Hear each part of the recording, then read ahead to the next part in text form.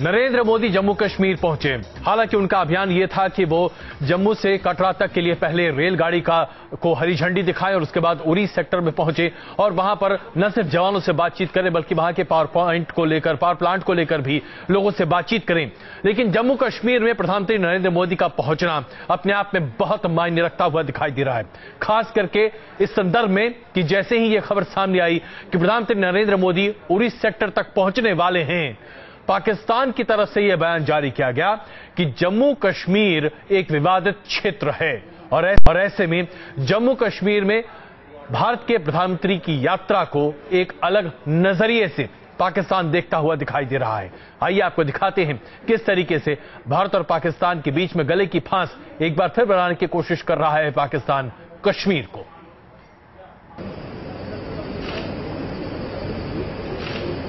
प्रधानमंत्री बनने के बाद जब पहली बार नरेंद्र मोदी जम्मू कश्मीर पहुंचे तो भक्ति और शक्ति का संगम एक साथ दिखा।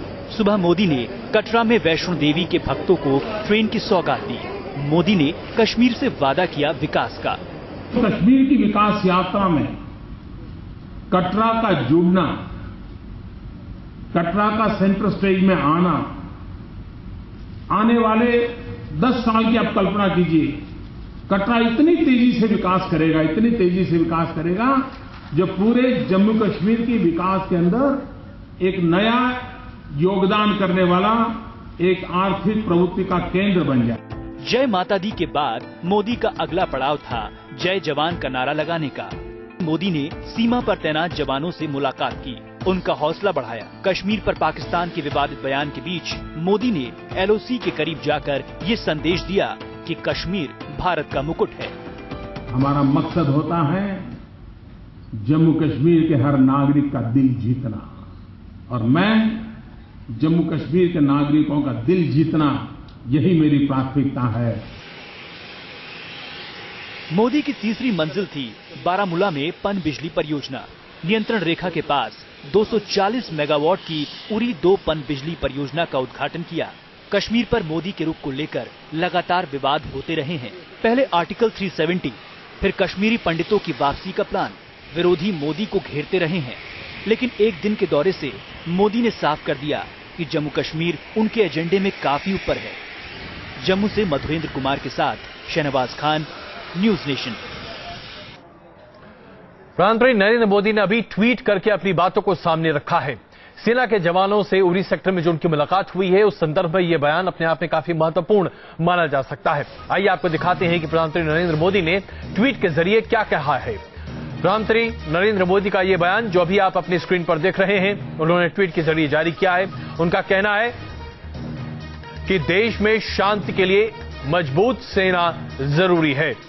जम्मू कश्मीर में उरी सेक्टर जो कि भारत और पाकिस्तान की नियंत्रण रेखा के पास है, वहां पर पहुंचकर यह बयान देना अपने आप में काफी महत्वपूर्ण है। सेना का आधुनिकीकरण करना बहुत जरूरी है, यानी कि भारत की रक्षा के लिए एक मजबूत सेना जरूरी है और सेना के आधुनिकीकरण पर नरेंद्र मोदी की सरकार बदस्तूर जोर देती रहेगी। ये प्रधानमंत्री नरेंद्र मोदी ने अपने ट्वीट में लिखा है। उन्होंने यह भी लिखा है कि शानदार प्रदर्शन। तो आपको उनका ट्वीट हम कुछ ही देर में अभी दिखाने जा रहे हैं और इसके साथ साथ आपको बता दें हमारे दो मेहमान इस वक्त हमारे साथ जुड़ चुके हैं। मुकेश नायक जी कांग्रेस से इस वक्त हमारे साथ हैं और GD बख्शी रक्षा विशेषज्ञ इस वक्त हमारे साथ हैं। समित पात्रा भारतीय जनता पार्टी से कुछ ही देर में हमारे साथ जुड़ने वाले हैं। बख्शी साहब, उरी सेक्टर में सेना के जवानों से मुलाकात करना और उसके साथ साथ वहां पर यह कहना कि एक मजबूत सेना की दरकार भारत को है और ऐसे में आधुनिकीकरण पर भारतीय सेना की जोर दिया जाएगा, इसका क्या मतलब निकाला जा सकता है? मैं समझता हूं ये एक बहुत महत्वपूर्ण संदेश है। इसको सही परिप्रेक्ष्य में देखने के लिए हम जरा याद करें कि पिछले साल, गुज़िश्ता साल में क्या क्या हुआ। जी, पिछले साल हमारे जवानों के लाइन ऑफ नियंत्रण रेखा पे सर काटे गए थे। हमारे जवानों को एम्बुश करके, घात लगा के वहां पे मारा गया था। शहादत उन्होंने कबूल करी थी वहां पे, और कोई प्रतिक्रिया यहां से हुई नहीं ठोस। तो ये मोदी जी का अपने शपथ ग्रहण समारोह के तकरीबन 1-1.5 महीने के अंदर कश्मीर में जाना, उसके पहले याद रखें कि रक्षा मंत्री भी वहां हो आ चुके हैं, और वहां पे जाना ये एक बहुत ही महत्वपूर्ण संदेश है पूरे विश्व को कि कश्मीर, जम्मू कश्मीर भारत का एक अभिन्न अंग है। पाकिस्तान का फॉरेन ऑफिस चाहे जो चाहे बयान दे। बख्शी साहब, यही बात मैं आपके सामने रखना चाह रहा था कि जैसे ही ये बात सामने आई कि प्रधानमंत्री नरेंद्र मोदी कश्मीर के दौरे पर जाने वाले हैं, पाकिस्तान की तरफ से ये बयान सार्वजनिक किया गया कि जम्मू कश्मीर एक विवादित क्षेत्र है। अब इसे किस नजरिए से हम देखें, क्या पाकिस्तान अभी इस पूरे मामले को हवा देना चाहता है? और गौर कीजिएगा, हाफिज सईद राजस्थान की सीमावर्ती क्षेत्रों में देखा जाता है, कश्मीर में देखा जाता है, और बवाल फैलाने के लिए वो आदमी तैयार बैठा है लश्कर तैयबा के साथ। मैं आपको एक बहुत महत्वपूर्ण पहलू पे आपका ध्यान आकर्षित करना चाहता हूं। सन 2014 न सिर्फ भारत के लिए बल्कि समूचे दक्षिण एशिया के लिए निर्णायक वर्ष होगा।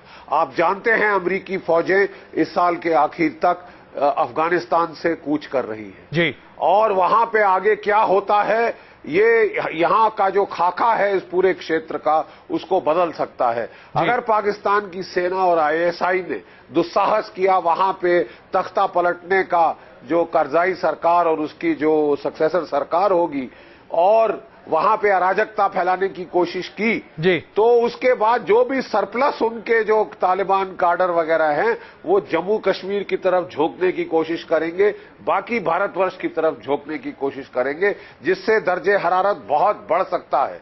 तो इसके लिए हमारा कश्मीर में सतर्क रहना, लाइन ऑफ कंट्रोल पे सतर्क रहना बहुत अनिवार्य है, और पाकिस्तान को सीधे सीधे एक संदेश देना कि इस तरह की कोई वाहियात हरकत ना करें। बिल्कुल, दिल्ली में मूड बहुत बदल चुका है, दिल्ली में सरकार बदल चुकी है, कहीं सौदा आपको महंगा ना पड़ जाए। बिल्कुल।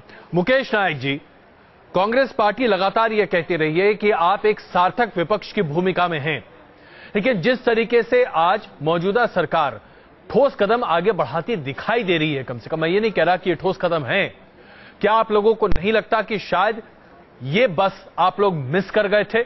आप चाहते तो शायद पिछले साल से ही या उसके 2 साल पहले से ही इस पर जोर दे सकते थे।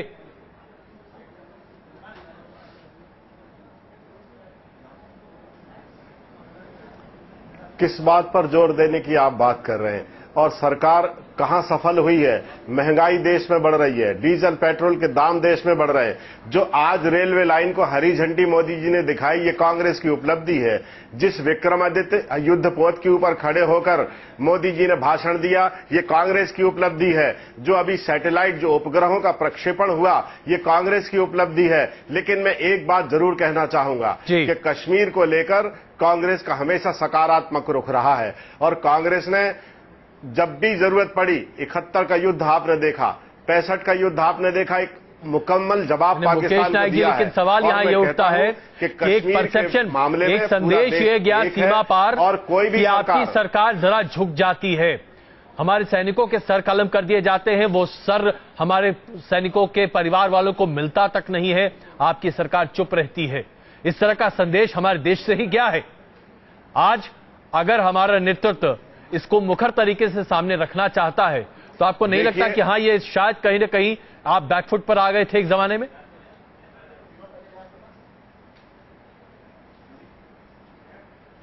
देखिए, हम बैकफुट पर नहीं आए थे, लेकिन और सख्ती की आवश्यकता थी। मैं इस बात को महसूस करता हूं। आपको याद दिलाना चाहता हूं, बांग्लादेश के बॉर्डर पर हमारे सैनिकों के साथ जब माननीय अटल बिहारी वाजपेयी जी प्रधानमंत्री थे, किस तरह का व्यवहार हुआ था आपको मालूम है। आपको उसकी भी चर्चा करना चाहिए। लेकिन डिप्लोमेटिक रिलेशनशिप में यह जरूरी होता है कि कब बोलना है, कब चुप रहना है, क्योंकि पड़ोसियों के साथ संबंध, मध्य पूर्व एशिया में शांति, प्रगति और सेना की मजबूती, सभी चीजों को ध्यान में रखकर कदम उठाना पड़ते हैं। लेकिन मैं इस बात से सहमत हूं कि एक सख्त संदेश पाकिस्तान को देना चाहिए, जम्मू कश्मीर को लेकर, सीमाओं पर शांति को लेकर और दूसरे विदेशी मसलों को लेकर। बिल्कुल, आइए जरा चर्चा को और आगे बढ़ाते हैं, इसलिए एक छोटी रिपोर्ट और हम अपने दर्शकों के लिए यहां पेश करना चाहेंगे। जम्मू कश्मीर में जिस तरीके से सरकार अपने आप को पेश करती दिखाई दे रही है, मजबूती मजबूती से, उसके साथ साथ सीमावर्ती क्षेत्रों में वाकई में दिक्कतें बढ़ती दिखाई दे रही हैं।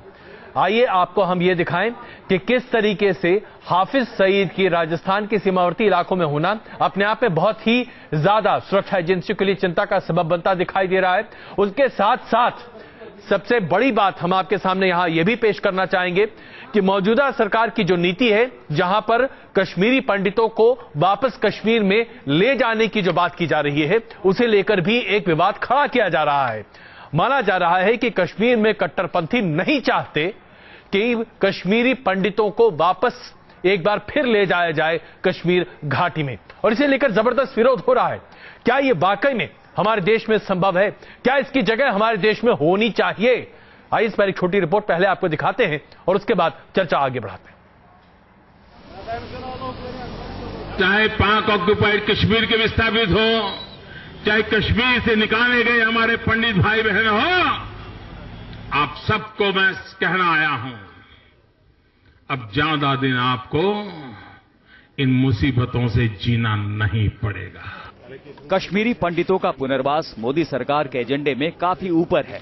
इस एजेंडे को अमली जामा पहनाने के लिए सरकार काफी तेजी से काम भी कर रही है। खबर है कि इसके लिए मोदी सरकार ने एक पॉलिसी तैयार की है, जिसके तहत कश्मीर में फिर से बसने वाले कश्मीरी पंडितों को 20 लाख रुपए की आर्थिक सहायता, ग्रुप हाउसिंग सोसाइटी में घर खरीदने के लिए 7.5 लाख रुपए और परिवार के एक सदस्य को सरकारी नौकरी देने का भी प्लान बनाया गया है। लेकिन इस प्लान की भनक लगते ही कुछ संगठन सरकार की इस योजना के विरोध में उतर आए हैं। मजलिस इत्तेहाद-ए-मिल्लत के अध्यक्ष बशीरुद्दीन ने केंद्र सरकार की इस योजना का विरोध किया है। मुफ्ती बशीरुद्दीन का कहना है कि कश्मीरी पंडित अगर अपने पुश्तैनी घर में रहना चाहें तो उनका स्वागत है, लेकिन उनके लिए अलग से बस्ती बसाने का फैसला उन्हें मंजूर नहीं है। वो यहाँ आ जाएं, हम उनका वालिहाना इस्तकबाल करेंगे, उनको अपने इस गले में लाएंगे और उनके साथ बाज़ाब्ता अपने रवाबित कायम करेंगे। लेकिन होम लोन की सूरत में उनको कोई वालिहाना इस्तकबाल नहीं होगा, बल्कि एक साजिश के तहत उनको यहाँ बसाया जा रहा है, रचाया जा रहा है। मुफ्ती बशीरुद्दीन को कश्मीरी पंडितों के पुनर्वास में भी सरकार की एक सोची समझी साजिश नजर आ रही है। मुफ्ती के मुताबिक कश्मीरी पंडितों के लिए होमलैंड की आड़ में केंद्र सरकार सूबे से धारा 370 हटाने की साजिश कर रही है। दफा 370 को हटाने का, मिटाने का एक मकरू मंसूबा है, जिसके तहत हम उनकी किसी भी हरकत का अंदाजा नहीं लगा सकते हैं। लिहाजा जिस तरीके से कश्मीर के यहाँ रह रहे हैं, हिंदू, मुसलमान, सिख, ईसाई सब इस तरह वो भी रहे, हमें कोई एतराज नहीं है। दूसरी तरफ पैंथर्स पार्टी ने सरकार के सामने एक नई मांग रख दी है। पैंथर्स पार्टी का कहना है कि कश्मीर से सिर्फ पंडित ही विस्थापित नहीं हुए, सरकार को बाकी हिंदुओं के पुनर्वास पर भी ध्यान देना चाहिए। कश्मीर में राजपूत, डोगरा माइग्रेंट्स जो 100 वर्ष से रह रहे थे वो भी वापस गए हैं। सिर्फ कश्मीरी पंडितों का नहीं है, पूरे जम्मू कश्मीर के उन माइग्रेंटों का मसला है जो उग्रवाद की वजह से अपने घर से भाग गए। मोदी कश्मीरी पंडितों के पुनर्वास के प्रबल समर्थक हैं, लेकिन सरकार की योजना के खिलाफ जिस तरह से हुर्रियत कॉन्फ्रेंस और इत्तेहाद-ए-मिल्लत जैसे बड़े संगठन लामबंद हो रहे हैं, उससे कश्मीरी पंडितों की घर वापसी फिलहाल आसान नहीं लगती। 3 न्यूज नेशन। मुकेश नायक जी, नेशनल कॉन्फ्रेंस का रुख चाहे जो कुछ भी हो, लेकिन कश्मीर घाटी में जिस तरीके से कश्मीरी पंडितों के पुनर्वास को लेकर विवाद खड़ा होता दिखाई दे रहा है और मुफ्ती बशीरुद्दीन की बातों को आप सुन ही रहे हैं, क्या आपको नहीं लगता कि मुफ्ती बशीरुद्दीन दरअसल पाकिस्तान के हुक्मरानों की बातों को ज्यादा तवज्जो देते हुए दिखाई दे रहे हैं और ऐसे में शायद हिंदुस्तान की बातों को अनदेखी करना उनके हिंदुस्तानी होने को लेकर ही सवाल खड़े करता है?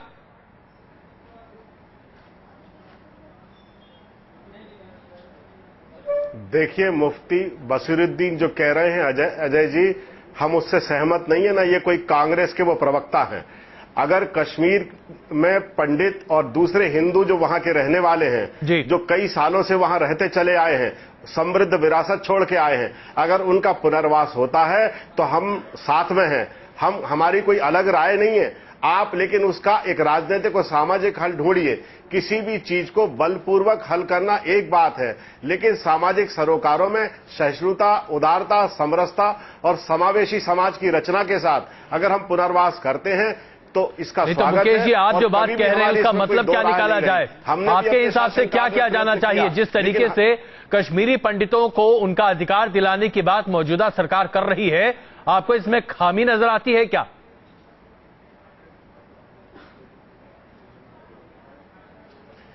अजय कुमार जी, मुझे कोई खामी नजर नहीं आती। मैं उनका स्वागत करता हूं। कश्मीरी पंडितों का पुनर्वास होना चाहिए।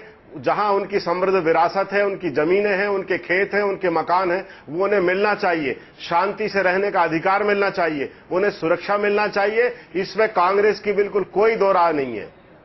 चलिए बख्शी साहब, मैं यही सवाल आपके सामने रखना चाहूंगा। मुफ्ती बशीरुद्दीन के इन बयानों को, जो कि हाल फिलहाल लगातार देते चले आ रहे हैं, जो विरोध है कश्मीरी पंडित को कश्मीर में वापस उनके पुनर्वास को लेकर, क्या आपको नहीं लगता कि ऐसे लोगों की जगह शायद हिंदुस्तान में है ही नहीं? जितना जल्दी वो पाकिस्तान की तरफ अपना रुख करें और यहां से रवाना हो, उतना अच्छा है। देखिए, मैं कहना चाहता हूं कि हमारे देश में सबसे बड़ी शर्म की बात यह है, हम सेक्युलरिज्म की बातें करते हैं, लेकिन जब 4.5 लाख कश्मीरी पंडित अपने घरों से बेघर किए गए 1990 में, क्या आप जानते हैं कि 1100 कश्मीरी पंडित मार डाले गए थे, उनके घर जलाए गए थे, उन्हें भागने पे मजबूर किया गया और 30 साल वो सड़ रहे हैं ये रिफ्यूजी कैंप्स में, जम्मू के और दिल्ली के। वहां पे गर्मी के मारे, जिनको बेचारों को गर्मी में रहने की आदत नहीं थी, वो हीट स्ट्रोक से मारे गए, कितने हजारों ये बेचारे। लेकिन किसी ने उनके बारे में जुबान तक नहीं लाई कि साहब ऐसा बड़ा जो है एथनिक क्लेंजिंग हुई है। Ethnic cleansing is a crime against humanity. जब ये मानवता के खिलाफ ये एक जुर्म है। जब ये बोस्निया में हुआ था तो जो इंटरनेशनल कोर्ट ऑफ जस्टिस है उसने स्लोबोदान मिलोसेविक को कटघरे में डालकर सजा दी, राजदान मिलोसेविक को सजा दी, लोगों को सजा दी। अभी पाकिस्तान के आईएसआई के जो हैं हुक्मरान, उनको सजा देनी होगी। और जिन्होंने जम्मू कश्मीर में रहने वाले, जिन्होंने इसमें इस घिनौनी जो बख्शी साहब, मैं आपसे यहाँ पर बहुत सीधा सवाल पूछूंगा के सामने कम से कम जाहिर तो होने चाहिए। बख्शी साहब, बहुत सीधा सवाल मैं आपसे पूछ रहा हूँ। कांग्रेस के प्रतिनिधि इस वक्त हमारे साथ मौजूद हैं, चुप्पी साध रहे हैं। मुकेश नायक साहब हमारे साथ मौजूद हैं। 10 साल यूपीए सरकार रही है, साध के बैठे। क्या आपको लगता है कि यूपीए सरकार ने इस पूरे मामले को अनदेखी की? इन्होंने मुंह क्यों नहीं खोला? क्या आपको लगता है कि यूपीए सरकार ने जानबूझकर मुंह फेर लिया कश्मीरी पंडितों से?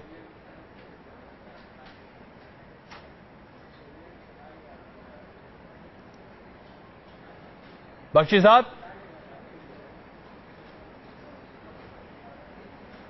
जी बिल्कुल मैं ये देखिए कहना चाहता हूं जी कि ये, सॉरी आप मेरे से पूछ रहे हैं? हाँ बिल्कुल, मैं आप ही से पूछ रहा था। क्या आपको लगता है कि यूपीए सरकार जो थी उसने जानबूझकर कश्मीरी पंडितों से अपना मुंह फेर रखा था?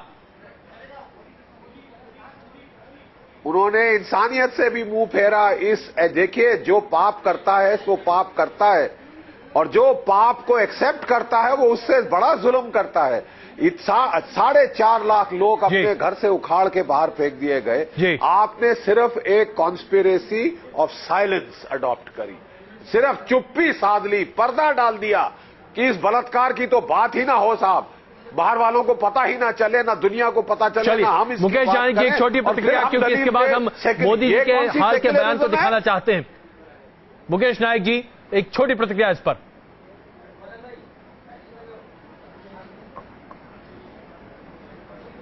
देखिए, सबसे महत्वपूर्ण है कश्मीर के मामले में कि कश्मीर में सारे लोगों को दोषी नहीं हमें ठहराना है। हमें उन लोगों को निशाना बनाना है जो पाकिस्तान परस्त हैं, जो राष्ट्र की मुख्य धारा में नहीं है, और जो राष्ट्रवादी, जो हमारे देश के साथ चलने वाले जो मुस्लिम कम्युनिटी है कश्मीर में, और जो हिंदू हैं, उनमें समन्वय बनाकर हम कश्मीर को राष्ट्र की मुख्य धारा में ला सकते हैं।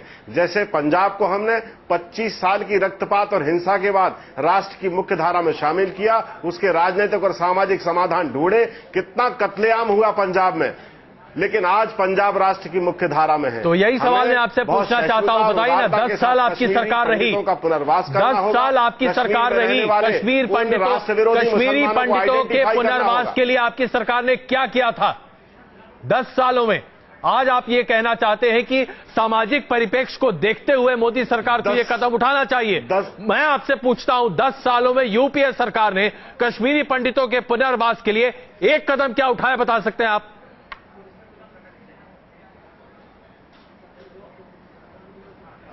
पूरे देश में जहां जहां भी कश्मीरी पंडित भागकर आए थे उनके पुनर्वास की कोशिश हुई और जितना हमसे प्रयत्न बन सका हमने किया। लेकिन हम आपकी इस बात को मानते हैं कि कश्मीरी पंडितों को कश्मीर में जहां के वो रहने वाले हैं वहां सम्मानजनक स्थान मिलना चाहिए, सुरक्षा मिलना चाहिए। 10 साल की सरकार के बाद भी आप मिलना चाहिए शब्द का इस्तेमाल करते हैं। संबित पात्रा जी इस वक्त हमारे साथ जुड़ चुके हैं।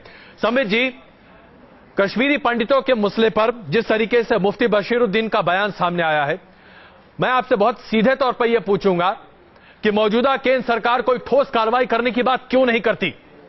जिस देश में यह आजादी हो कि उनके नागरिक किसी भी मुद्दे पर देश विरोधी बयान दे सकें, जिसके आधार पर एक बहुत बड़े समुदाय का हित अहित में तब्दील हो जाए, क्या उसके खिलाफ मौजूदा केंद्र सरकार को कार्रवाई नहीं करनी चाहिए? अजय जी, मुझे लगता है कि अगर कार्यवाही भी होगी तो अभी इंतजार करने की आवश्यकता है। सब कुछ डिक्लेयर नहीं किया जा सकता है, बहुत कुछ कोवर्ट वे में भी किया जाता है, बातें चल रही है उस विषय में। जहां तक कश्मीरी पंडितों के विस्थापन का सवाल है, मुझे लगता है केवल और केवल भारतीय जनता पार्टी को छोड़कर इस विषय को किसी ने भी सीरियसली नहीं लिया है और लगता है मुझे कि प्रवक्ता के रूप में मुझे कहने की आवश्यकता नहीं है। आप किसी भी मेरे कश्मीरी पंडित भाई या बहन से इस विषय को पूछ लीजिए तो वह इस विषय को बहुत स्पष्टता से रख सकता है। मुकेश नायक जी,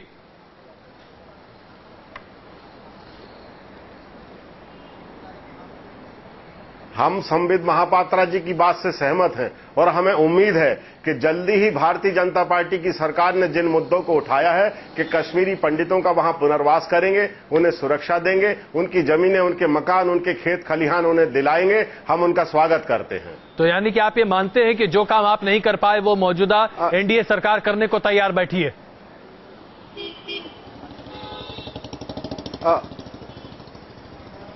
हम मानते हैं, आप कर लीजिए, हम आपका स्वागत करते हैं। क्या आप कर लीजिए। सकता हूं?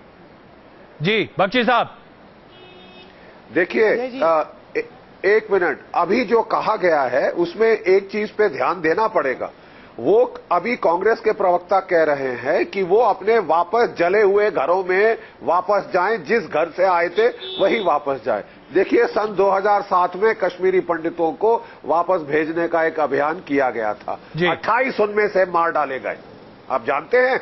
उसके बाद अगले साल फिर कोशिश करी, 32 मार डाले गए और सबके सब जो जा रहे थे वो वापस अपने रिफ्यूजी कैंपों में आ गए।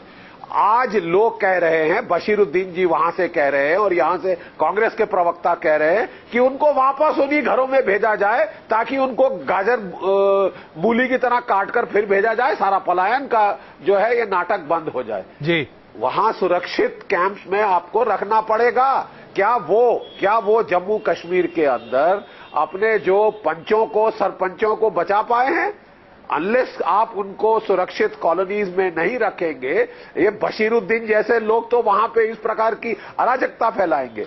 मैं मानता हूं कि बहुत सारे अच्छे लोग हैं जम्मू कश्मीर में जो कि चाहते हैं कि सब भाईचारे के साथ रहा जाए, लेकिन माफ कीजिए, बशीरुद्दीन साहब जैसे लोग और वहां सैयद अली शाह गिलानी जैसे लोग भी हैं और वहां पे हिजबुल मुजाहिदीन के, पाकिस्तान के लश्कर तोयबा के भेजे हुए वहां के जो मर्डरर्स, जो किलर्स, जो हत्या करने वाले जो भेजे हुए हैं, उनके साथ अलग डीलिंग करनी पड़ेगी आपको। यही मुद्दा है संबित जी, लेना होगा, ये अलग डीलिंग करनी होगी।